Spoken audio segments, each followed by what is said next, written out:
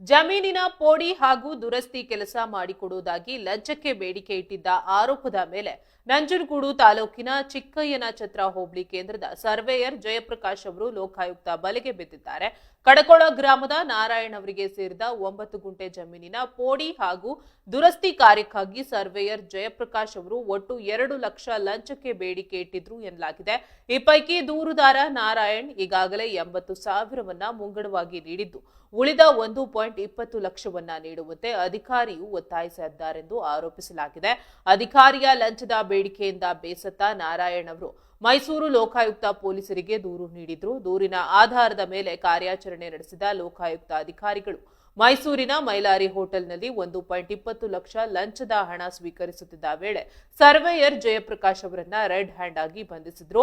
Lokayukta DYSP Shailendra ಅವರ ನೇತೃತ್ವದಲ್ಲಿ ಈ ದಾಳಿ ನಡೆಸಲಾಗಿದ್ದು, ಬಳಿಕ ಆರೋಪಿಯನ್ನ ನಂಜನಗೂಡು ತಾಲೂಕು ಕಚೇರಿಗೆ ಕರೆತಂದು ಹೆಚ್ಚಿನ ವಿಚಾರಣೆಗೆ ಒಳಪಡಿಸಲಾಗಿದೆ.